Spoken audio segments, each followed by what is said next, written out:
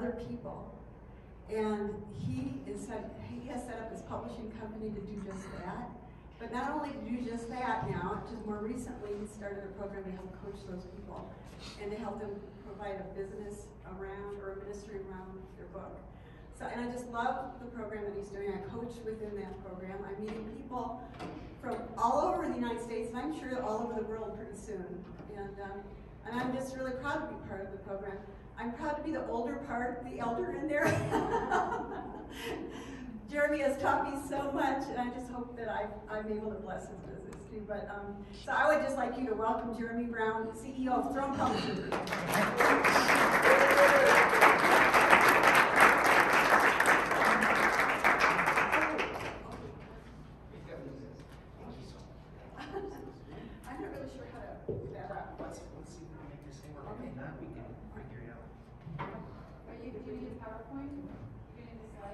Yeah. Okay, that goes down. Here it is. As long as you're right.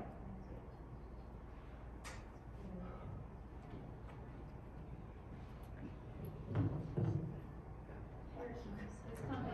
Okay. Whoa. Yeah. Oh no. It's okay. Just leave it. It's fine. It was meant to happen. They love you. It's not a great way to start a conversation. Let's move this to another place. Yes, but she can, yeah. Maybe I can move this out. Yes. It's a big glass. Oh, got it. Oh, here, I'll give it to the artist here. Take that off of the bank. My first lesson is like, you don't have to be perfect to do this kind of work. And then I think I just screwed this up too. Yeah, you guys, you know, I pretty much perform perfectly. That's how I have lived my life and my career, as you can tell.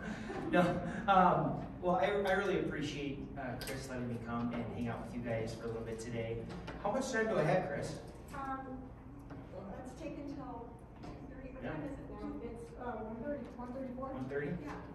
Just throw something at me if I go overboard. I so love Chris and Rick. I remember when we first met. They're amazing people, and I'll tell you this. So, my family's really locked into pursuing God for a few things right now. We always are, but we're super focused. So, when I heard Chris was doing a conference, I'm like, we're just going to be there. We're going to bring the whole family. It doesn't even really matter. And because I knew they're Holy Spirit people, and that's what we want to be around. And I'm like, I didn't care if there was 5 people, 500. It didn't really matter. And Chris was like, did you bring some books and some brochures and stuff? And I'm like, I didn't even think of that. I was just thinking about being around all these great people. Probably should have done that. But I'll share a couple of things with you guys.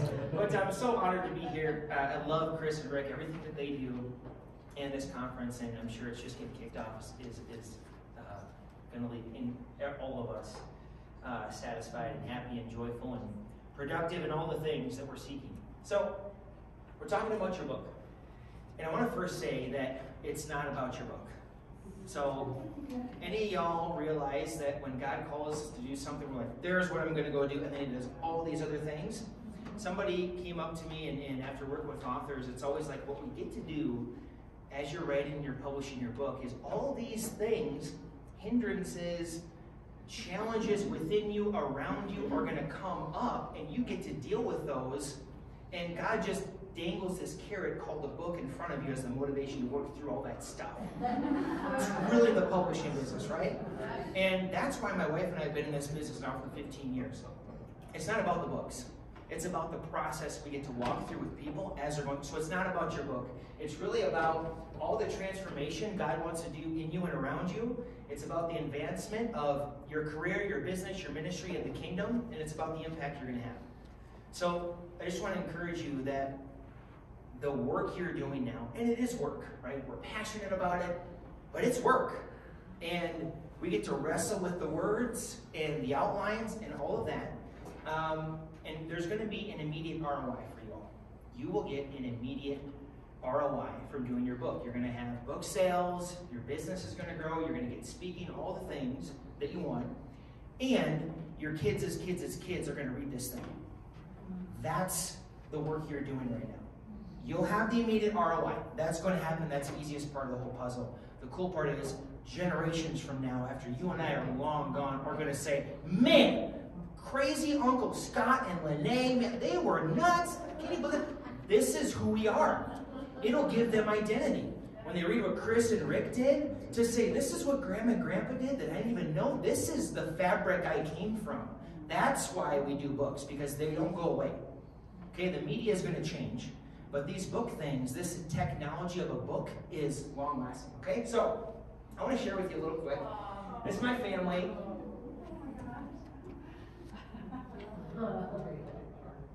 Four boys. I was always like, man, if I can have 3 sons, it's like my dream. When I was little, it was my dream. And now I have 4. So there's the 4th one right there. They're incredible. They're all here. This was us yesterday. It's kind of, here's the before was the pretty picture. This is like real life. This one's Baron. He's all warrior all the time. This one's Bennett. He's our wild man. George's the cool older brother. Justice is our lover. There's my wife, Brooke. We're in the mountains. We ran across a mother moose and a baby moose yesterday, about 50 feet. So it was a great word. We took that from the Lord. This is Bennett. He's the little one that's totally changed our family. So we came out here and we got a trailer, and so I'll tell you this really quick. So it's not about your book. My son was born with severe bilateral clubfoot, and when he was born, you know, we listened to the doctors and did that whole thing because we respect that, but we sought the Lord and said, what do you want to do with this? And it was really clear, non-traditional and no surgery. And we didn't really realize how big that would be. But so we remember that historic storm in Texas? Mm-hmm. So he was about 7 weeks old, and we drove into that to get to Dallas, Texas, where we spent 7 weeks getting him therapy, where if your feet, this is the bottom of your feet, his were both turned up like this. They were facing his face. So through stretching and physical therapy every single day, they're now like this. Yes. And we're at the point, where they don't know what to tell us, because this is where everybody does surgery. 100% does a surgery to stretch out the Achilles tendon. So that's what we're pushing for.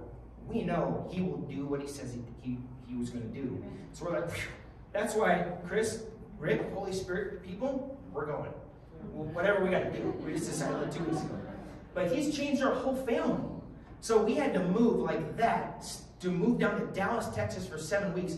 My little boy, Justice, he never been 20 minutes away from the home, because I was like, we're keeping these kids right here, nice and safe. You go into our basement. I'm the kind of person where you don't know if you're in a gun store or a grocery store in our basement. That's just how I do life. So to move my family, I bought a trailer the night before. I never drove with a trailer in my life. We drove through a blizzard and ice storm, then we got to Dallas. And this expanded us, so we're like, oh man, we're going to totally do this whole travel thing.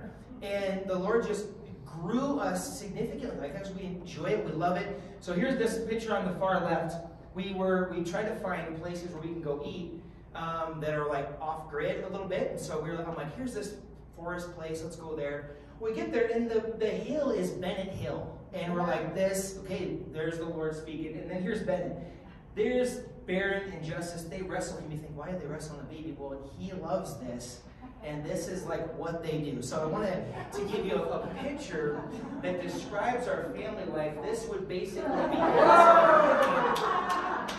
we're in the vastness of God's creation, with freedom, with joy, we're journeying into the woods. Okay? That's what we're doing right now.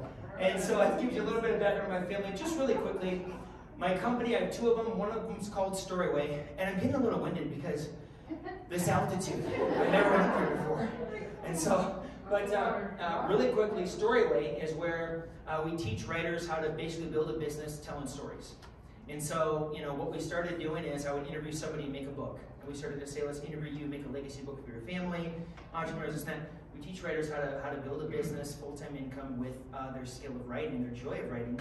And we have had many, many people who now are full-time writers and storytellers, and they live in RVs, and they do all kinds of crazy stuff creative people do. And then we have Throne Publishing Group. We're 10 years old this year. Really excited about that. Really quickly, I want to just give you my background so you know the context of what I'm going to speak to you in, because I want to give you some really clear processes to use as you go about this work you're doing. So I've published right around 500 books. We're closing in on that. the biggest lessons that I'm going to pull from is I've interviewed over 700 people for 8 hours or longer each. So I've got to see their life. Because when somebody comes to me and says, I want to write a book, I say, okay, let's spend a day. I want to hear your whole entire life story, and we'll make it the outline of your book. It'll be about 40 pages long. We'll just get it done in a day. Then I interview them again with a writer in the room. They talk, the writer writes, and the book gets done really quickly. So I've done about 700 of them, and I've seen a pattern, and we're going to talk about that pattern. 16 books or so. We have clients in every state, 20 plus countries, which is odd because I hardly ever left South Dakota. And I really appreciate, I think the biggest thing here is we've established a great leadership team in both companies. And it really means a lot to me when people want to work with us. So, Chris and Rick, we had a couple of those people. I'm a crier too. He was a laugher, I'm a crier. So, let's scoot on past this. Being I didn't come prepared, I didn't bring any books or literally anything, which I kind of usually do, but you can go to thronepg.com, that's our website. And I always tell my wife and some people I screw up a lot because it gives writers permission to totally screw up and be messy. So I'm totally comfortable screwing up in front of everybody. I don't think you can kick off a speech any worse shape. So be encouraged, all right? So let's go back to this whole thing. It's not about your book. God has a whole lot more planned. It's about your transformation, the advancement of the kingdom, and the impact you're going to make for generations. So let's talk about how that is. So we have a startup phase. Every author goes through a startup phase. Okay, and here's what startup tends to look like. You see all these gray dots? Every dot is all of your ideas, your stories, your content, the directions you could go. They're all over the place. Anybody relate? You know, this is where it all starts. So we want to start to connect some of those dots. But it's okay to start here. That's where you want to start. Because you want to give the margin for the Holy Spirit to kind of do what He wants to do with you. Because it's not going to be one book, grand slam, home run. You're going to write 1, then 2, then 3, then 4, then 5, then 10, then whatever. It's going to be a lot. So here's how you start to connect the dots. Whether you're doing a book, you have a ministry, you're building a business model, a fundraising model, whatever it is, here's kind of how you start to connect the dots. The number one thing is assets. What are the assets you have to work with? And assets are not like your 401k and your real estate portfolio. It is the stories, the experiences that you've had. You have vast amounts. However much content or stories you have vastly more than you can think of right now. There's vastly more. Those are your raw assets you get to work with. So we say that God doesn't call the equipped, He equips the called. So I'm going to show you how that actually looks.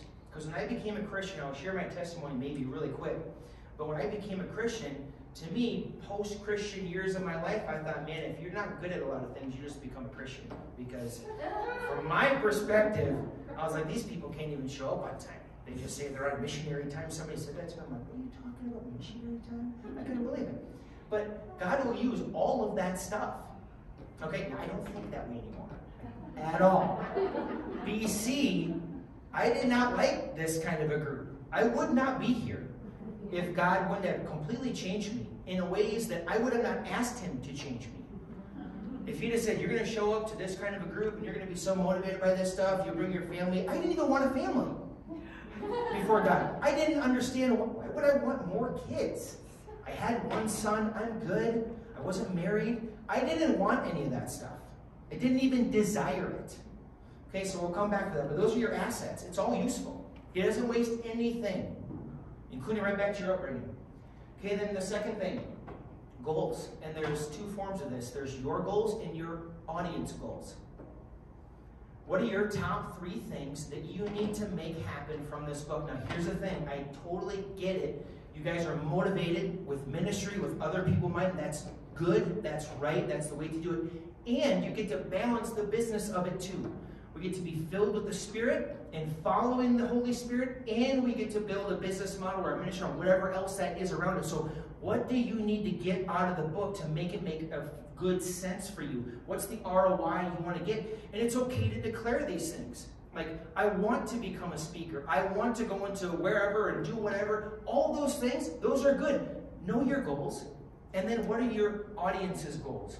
What is them in their fullness? What are their desires that you are equipped to help them achieve? And you'll find alignment when you're truly, authentically communicating. These are the desires of my heart. This is where I'm going to win from this. And here's where my people are going to win. There will be alignment in that. And that's where that old saying, the good old Zig Ziglar, you help enough other people get what they want and you get what you want. It totally works out that way. So it's okay to claim that and say, this is the way I want to live my life. Okay? So you got your goals, your reader goals, and then you have your community. Now, you are all community builders. You're a part of a community. And as an author, you get to build community around the type of content you're producing. So this comes down to intimately knowing your readership and your audience. Right down to not only what their problems are, but the words they use to describe the problems they experience. So this comes down to getting face-to-face, eyeball to eyeball with your people. And so, example, my son, he's 17. We're getting to send him off into the world. We're trying to build him up enough to do that. And so he's our middle son. I said, listen, if you do this, if you just say, okay, Lord, where do you want me to go serve right now? You just go full on in for a year solid and just serve wherever it is you feel called to serve. You'll never have to wonder what your purpose is for the rest of your life. You'll never have to wonder. You're going to get a PhD in people. And you're going to know where you're called to. Because God, I think, doesn't call us to do something. He calls us to a people. And according to what the people need, determine what we do. That's right. So the more I know what my people need, the more I know what to do with a business, with a ministry, with whatever. It's all in people. So whatever you do, if you make yourself people-centric, not only are you going to see great things happen, but you're going to understand, here's where I can serve the best. And in a ministry mode, that means effective ministry. Business, that means you're going to have a great business because you're meeting the needs of the people and you know their needs in advance, because that's what love is, anticipating their needs before they know they have them. So you're going to build a community. Then the next thing is brand. Now, I describe brand a little bit differently. There are promises that you're going to make, and you do this in two ways. So there's the 3 promises you're going to make to the market, whatever market that you're in. So I really specialize in business to business or ministry to ministry type things. So if somebody's saying, I'm a business and I sell to other businesses, or I'm a ministry and I work with other ministries, or this and that, that's where I really kind of find my groove in. And a brand is, here are the promises I'm making. If you work with me, this is what you're going to get. And spiritually speaking, but also practically speaking, this is the experience you're going to get when you work with me. So it's speed and quality is what you work with me, speed and quality. You work with me, you have me come in to do a conference, it's going to be whatever it's going to be. Know your value and your promises you can make to the market. So if I'm going to work with you, what kind of experience would I get? Does that make sense? And then there are the promises you're going to make to yourself.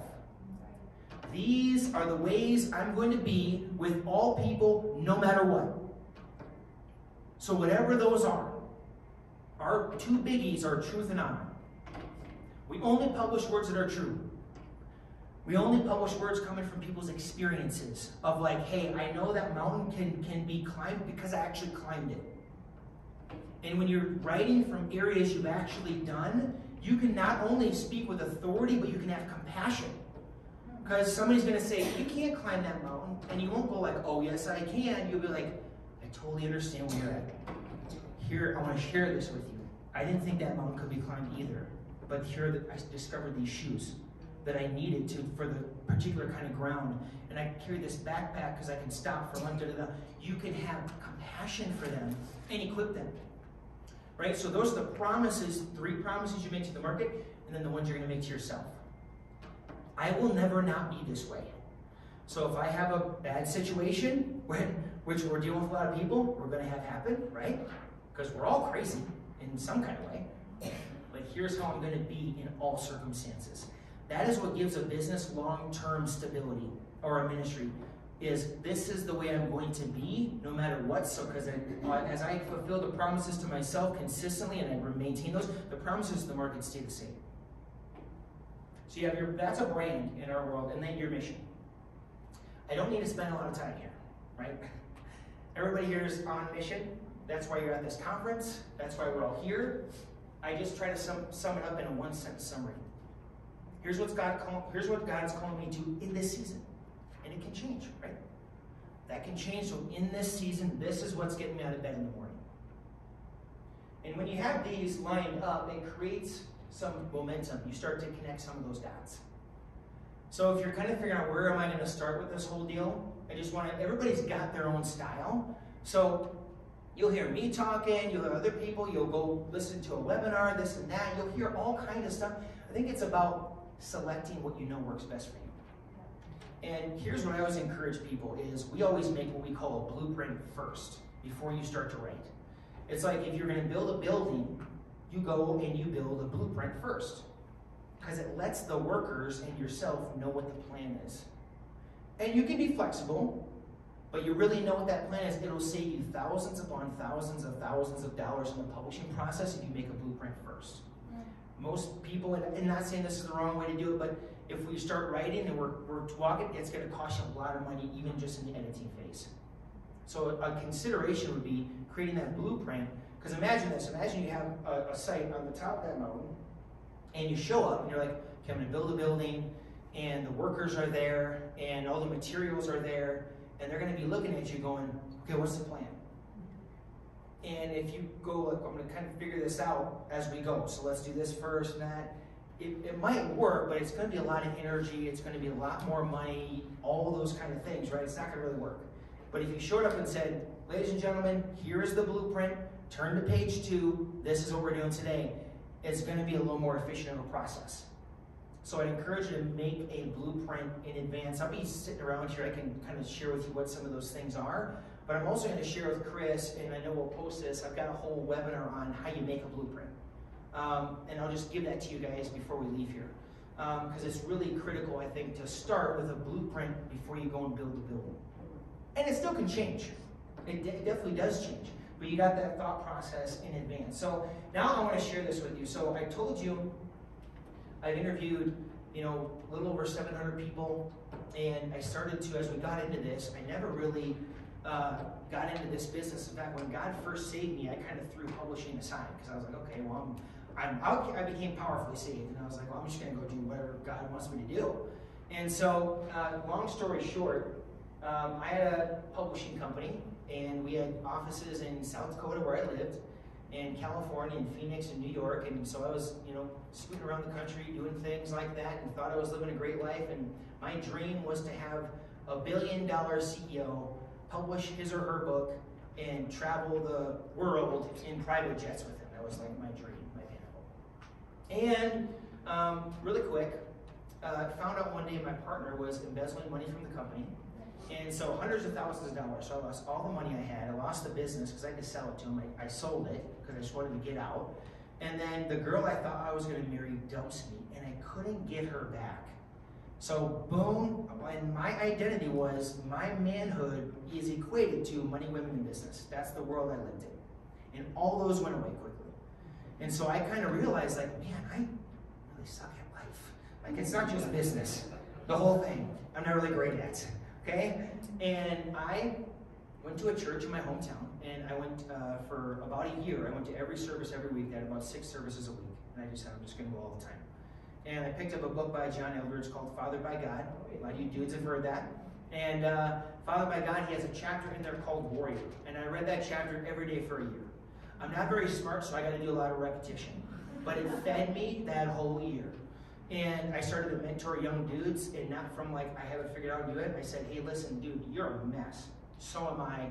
Here's what I know. And I knew Exodus 15:3, which was Lord is a warrior. I knew John 3:16, and I knew Romans 8, the chapter. And I said, just read this all the time, every single day, pray with other dudes, and things will happen. And here's what I saw. Dudes totally changed. I saw addicts get totally healed. Like, they did not go back to their addiction. And like, I sat with people, they couldn't even control their body because they were so addicted. Get totally changed. Get a job, get married, have kids. And all I knew was just pray really sincerely and read the Bible like all the time, and then whatever God calls you to just do that. And that was our message. And that's all we did. And I said, well, Lord, if you want me, we had hundreds of young men that I was mentoring like this, because I didn't take selfies or anything like that because they didn't want to be a part of that. I was like, they don't really want this. So I was like, well, we're figuring it out. And so we would, I guess they're called prayer walks, but we would just go and let's say, hey, let's go find the rough parts of town, and let's just go there like in the middle of the night. And we'll find people that are total mess, and let's just bring them in. We would do crazy stuff. We saw many miracles happen. And I said, okay, Lord, I've been publishing for all these years. If you want me to just walk the streets and be a broke guy with these dudes, I'm like, whatever, I'll do that. So I said, I love publishing, I'm going to do the last one. So I published this last book for a dude who eventually introduced me to my wife, and I said, I'm just going to do it for free for you. It's going to be my last foray in publishing. And I'm going to go do this warrior stuff. And it's not like an angel appeared to me or anything like that, but I heard God say, I'm not done with you yet. So just stay here. I'm not done with you yet. And it's not like the seas part and everything, but one by one, people kept calling me who, hey, I talked to you 5 years ago about doing a book. Let's do it now. Okay, great. And I stuck with it. And then I started to realize, like, I can actually do the same kind of ministry in my business as I was doing on the streets. And that's when, so I started to think about, as God started to change me, I thought I was really evil because I'd go to church and I'd be like, man, there's 500 chairs in here. Each chair probably costs $15 to $17. How much does it cost to insure this place? There's payroll happening right now. And I thought I was really evil. But I came to a point where my grandma, she was on her deathbed, like literally. I got the call saying, if you want to talk to Grandma again, you better come home. And she was dear to me. My grandpa was like my father. And she said to me, I said, Grandma, she wanted to say something to me, so everybody cleared the room. And I never forget this. I'm sitting there and I realize, I'm like, this is it for me, Grandma. I better say what I want to say. So I mustered up the courage and I just said, Grandma, and I thanked her for all kinds of stuff. And then she reciprocated. She kind of woke up and she said, Jeremy, you have all the character traits of your grandpa. You need to keep doing what you're doing. And she kept saying thank you over and over and over and over and over again. And I didn't feel like she was saying it to me. So I felt like that night I got commissioned because she passed away within, I was one of the last persons who got to hear her voice. And we're at the funeral a couple days later, and I find we're looking through pictures and stuff, and I see this binder, and it's a 3-ring binder. And in there was a bunch of thank you notes from missionaries, churches, orphanages, hospitals that my grandma and grandpa had funded over the years and never said anything to anybody.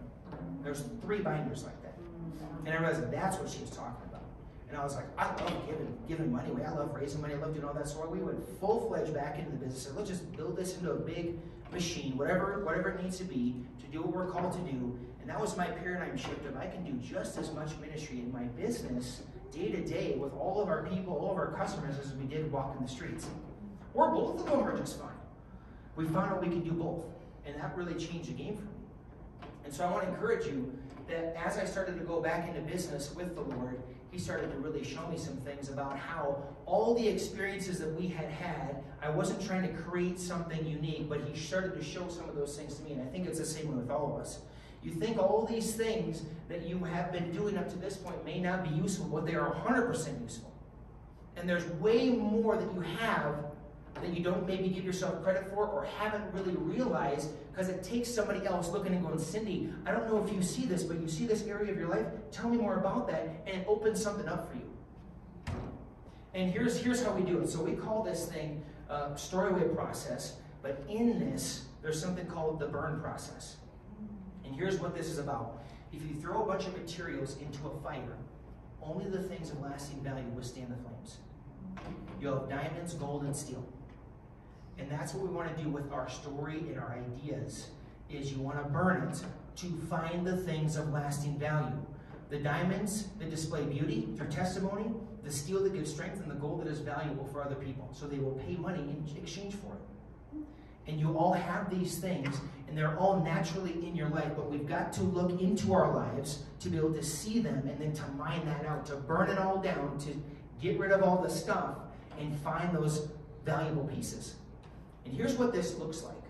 So we found out, as we were listening to all these people's stories, I started to notice patterns, and I was like, man, I can almost predict what's going to happen in someone's life if we know these things. But we tried to figure out what this pattern was. Because whether it was an atheist in Australia, an entrepreneur in Singapore, or somebody right in South Dakota, we found that our life works in cycles like the earth works in seasons. And if I understand these cycles, I understand what to do with my life. Like, it's like the seasons of the earth. If I execute the wisdom of the seasons, I know how to behave in the wintertime, right? We're going to have different clothes than we would have today. But imagine I didn't have any understanding of that. And I went outside in January with flip-flops on.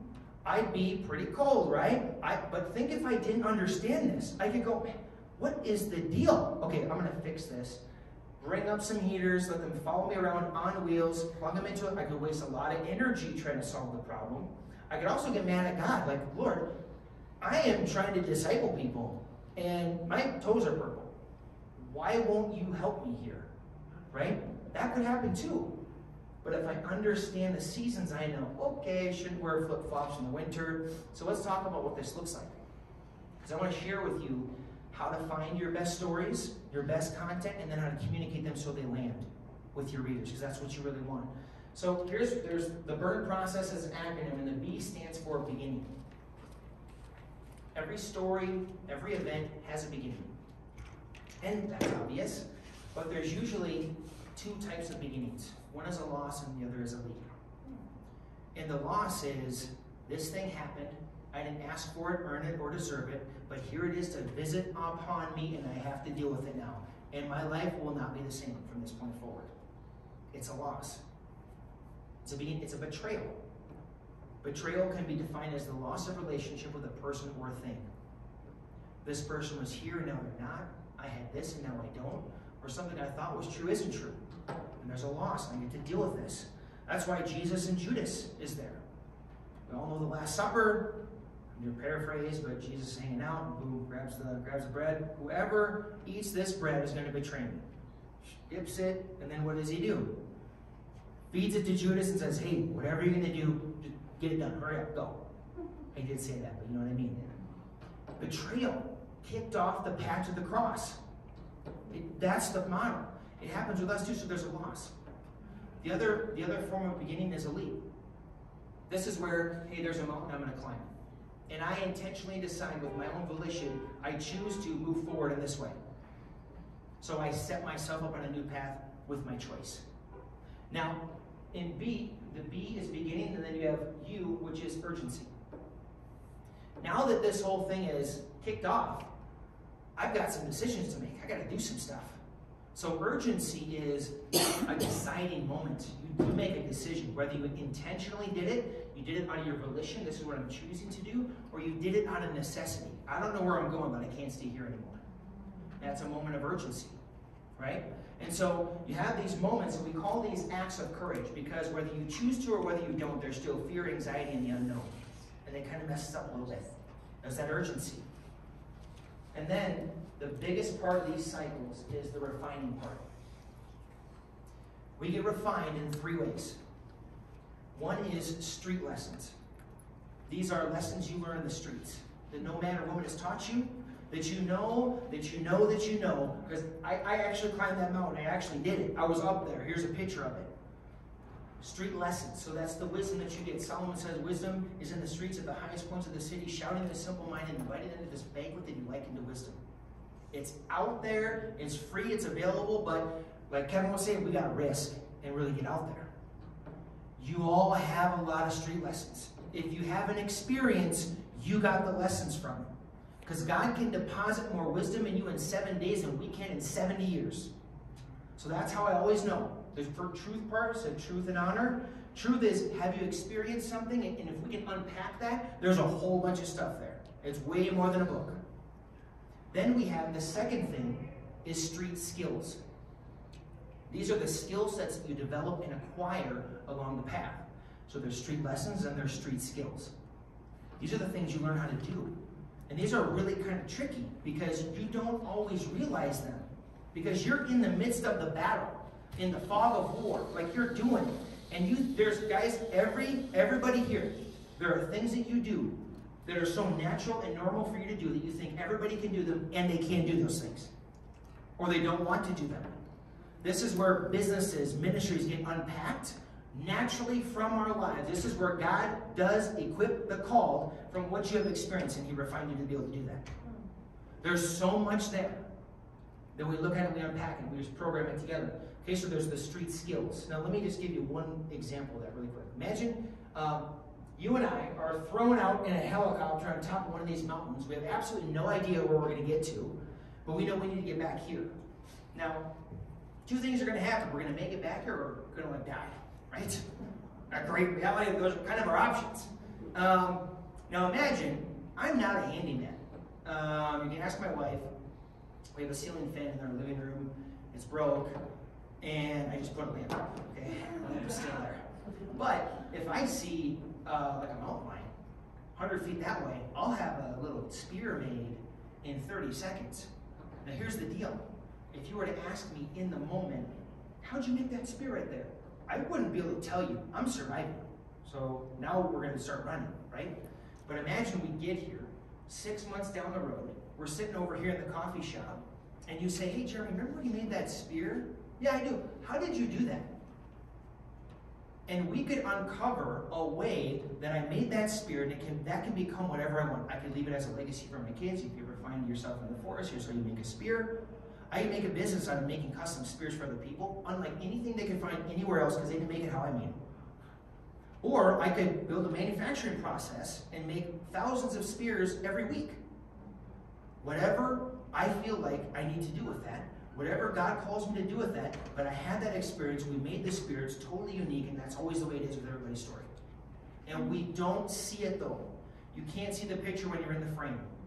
We have to have others look in and call those things out. That's why you guys speak in words. Or here the prophetic event tomorrow is so key, so we can recognize that, call that out, be guided by the Spirit in that. And those words can change the course of somebody's life.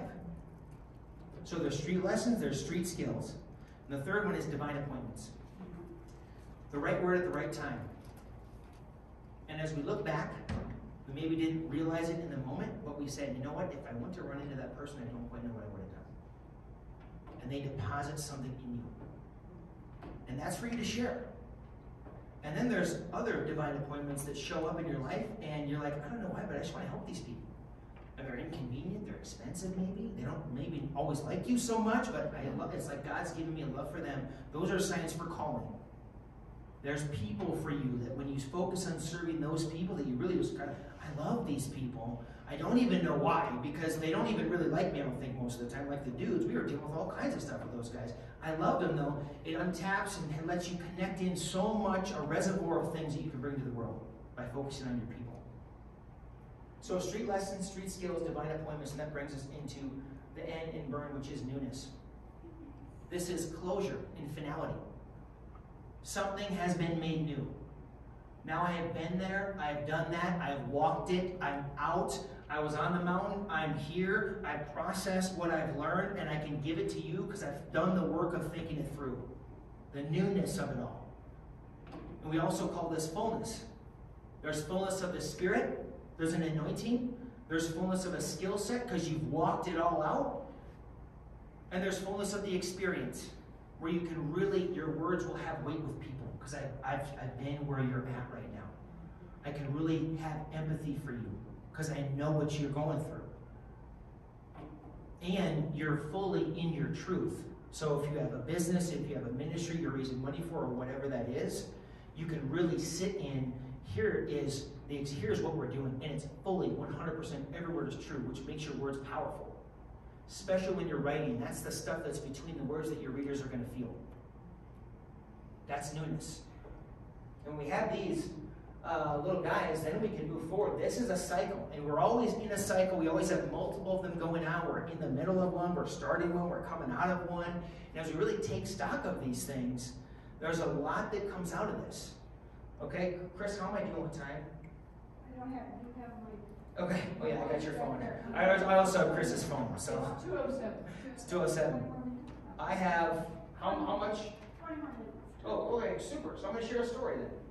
Let's go to some story time. Which way am I going here? So this is Shelly. So usually when people come to start hanging out with us and we start working with them, I'll give you an example of Shelly Linton.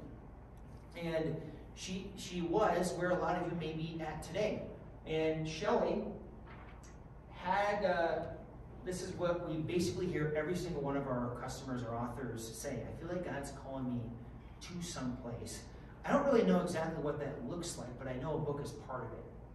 And that's where I think it's perfect to be working on a book, because it's going to make you, I'll force you or cause you to get to work on other things that you wouldn't have worked on within yourself had you not run through this process of writing and publishing a book. But she said, I think God's calling me to be a writer. I don't really know though. I'm not totally sure of that, but I'd love to do this. So I just spent a day with her, and we walked through her whole story. When I work with someone, I go front to back. I would encourage every one of you, if you haven't ever had that experience, sit down with somebody like a Chris Tracy, and let them hear your whole story so you can be heard, so you can be understood, and somebody skilled in the spirit and skilled in storytelling can say, let's look at this and this and this and this. There's more to your life than what you think. And we did that with Shelley. And her story was a total mess. She was through horrible things in her life. And she goes, I don't even want anybody to know this. I haven't spoken this out. I don't want anybody to know. And in all of that, she started to realize for herself, this is my story to share. All the muck in the mess of it all is truly my story. And this process in our publishing process came from, I went through seminary and we learned about spiritual formation. I didn't go to seminary to become a pastor. I just thought this could be great life stuff. And it was called, they defined spiritual direction as listening people to life. And we studied for 4 years how you listen, how you let people process, all the stuff that goes into that. God, they actually will be able to discern God's calling in their life, self-discern that by you just being in their presence, holding that space for them. Okay? And so we did that. And I would encourage every one of you to do that. If this is your 5th book, if you've never had that, I would do it. If you haven't done it in the last 3 years, I would do it again. It's powerful for everybody involved. And if you've never had the opportunity to do that for somebody else, maybe just connect with somebody here. Like, I've never done it, you've never done it. Like, do it for each other. Spend a day. It would be exhausting and a good day. We outlined all of her cycles, and out of that came a book. She wrote a book called Beautiful Ashes. It's on Amazon. She's a total delight.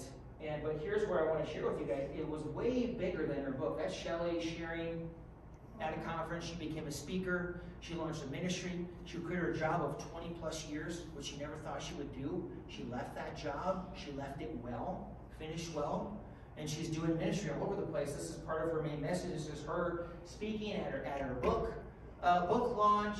And I'm sharing this with you to share with you, like, this is totally possible.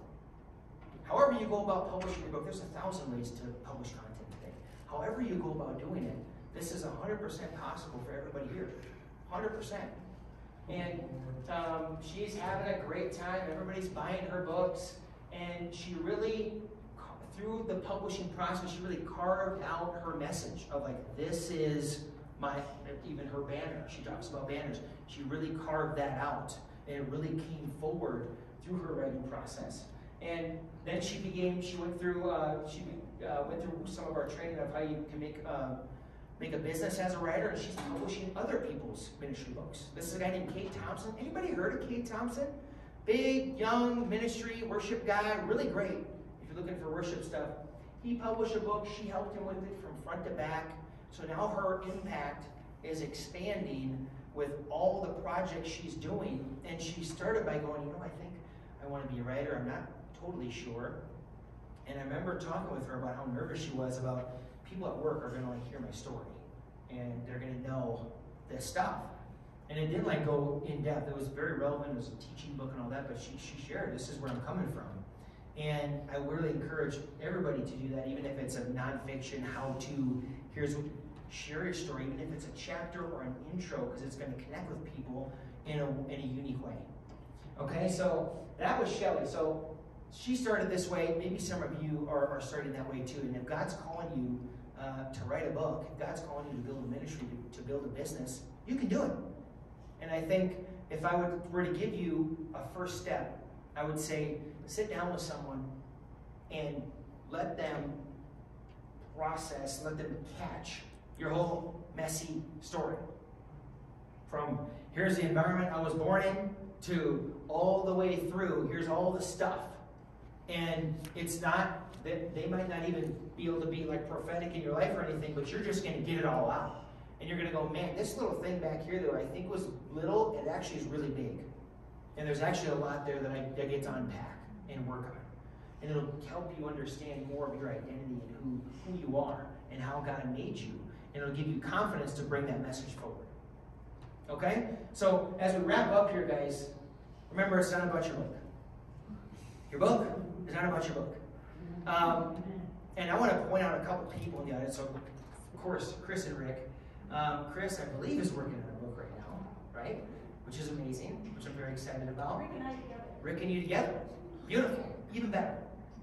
And I know Ginger's here. Ginger, we had the honor to work with Ginger, and so I definitely encourage you. I'm going to go buy one of your books. Hopefully, I'll get there before, well, you still have some there. And Scott and Lene Pearson are here. You guys, Ginger, could you guys raise your hands real quick? Like, you guys should talk with these people. They're amazing people to connect with. I want to encourage you to connect with them.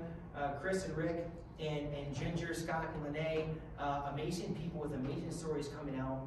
And we truly believe it's way more than your book.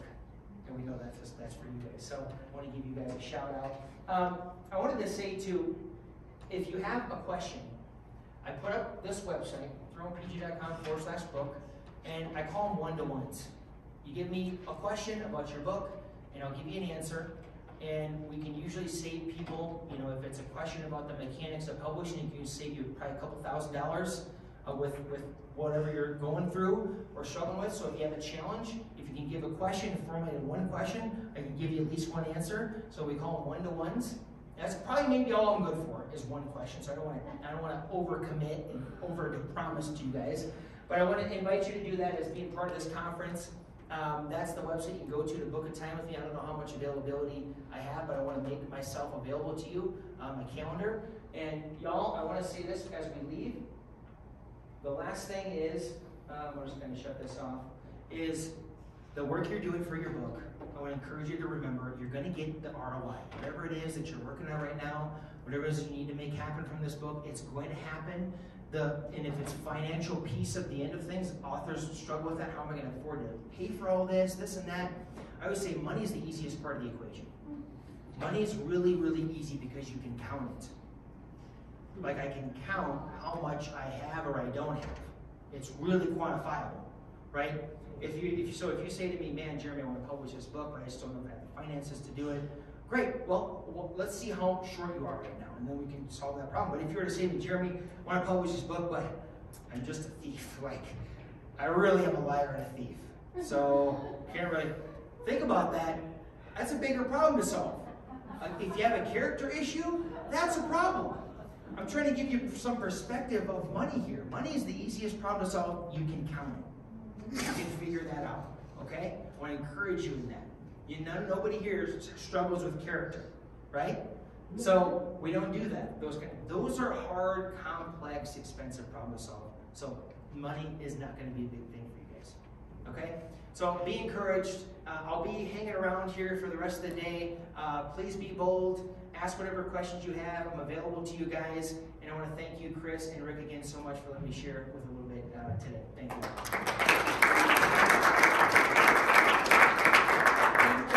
Let's take, we're going to have a panel. So we're going to have Jeremy and Kevin and Teresa and myself up front here in these chairs and answer questions, and we'll see what the Holy Spirit does. So, but let's take a little break, 5 minutes, and then come right back and we'll get going on the panel discussion. And we have some drawings.